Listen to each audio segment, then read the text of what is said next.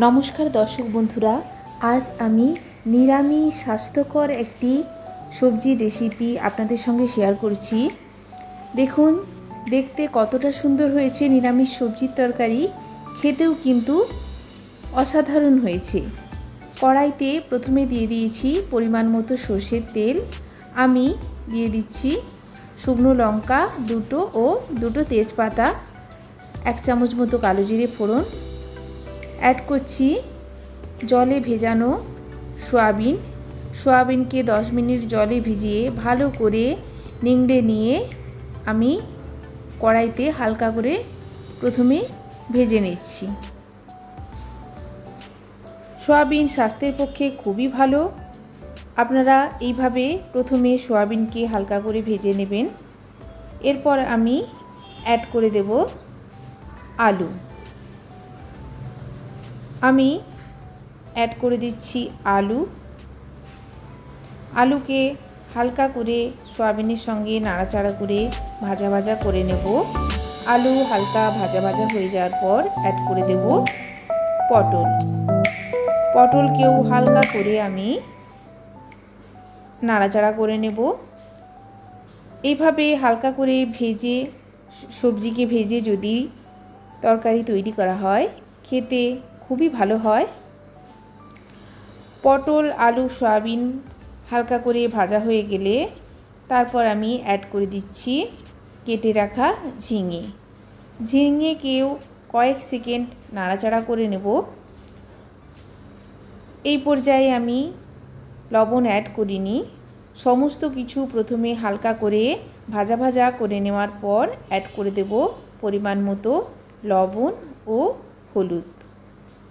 আমার এই রেসিপি যদি আপনাদের ভালো লাগে অবশ্যই আমার চ্যানেলকে লাইক, কমেন্ট অ্যান্ড সাবস্ক্রাইব করবেন বন্ধুরা। এই রকম নিরামিষ তরকারি আপনারা যে কোনো বারব্রত দিনেও তৈরি করে খেতে পারেন। অ্যাড করে দিচ্ছি পরিমাণ মতো হলুদ ও লবণ। ভালো করে লবণ হলুদ মিক্সড করে দিয়ে আমি দিয়ে দেব ঢাকা। গ্যাসের ফ্লেমটা লোতে করে দিয়ে মিনিট 2 ঢাকা রাখার পর ঢাকা খুলে দিয়ে আবারও নাড়াচাড়া করে দিয়ে দেব ঢাকা। আমি মিনিট 3 পর খুলে দিয়েছি।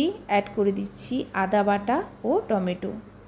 এই পর্যায়ে সবজি আমার প্রায় 50% মতো সেদ্ধ হয়ে গেছে।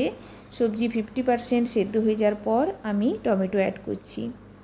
টমেটো প্রথমের দিকে অ্যাড করে দিলে সবজি সেদ্ধ হতে বেশি সময় লাগবে, সেই কারণে 50% সেদ্ধ হয়ে যাওয়ার পর আমি টমেটো অ্যাড করে কয়েক সেকেন্ড নাড়াচাড়া করে অ্যাড করে দিচ্ছি পরিমাণ মতো জল অ্যাড করে আমি দিয়ে দেব ঢাকা। রুটি, লুচি, পরোটার সঙ্গেও আপনারা এইরকম সবজির তরকারি সার্ভ করতে পারেন বা ভাতের সঙ্গেও সার্ভ করতে পারেন। বাচ্চা থেকে বড় সবাই এই তরকারি খেতে পারে। অপরদিকে আমি একটা কড়াইতে দিয়ে দিচ্ছি 1 চামচ মতো গোটা জিরে ও 1 চামচ মতো গোটা মৌরি।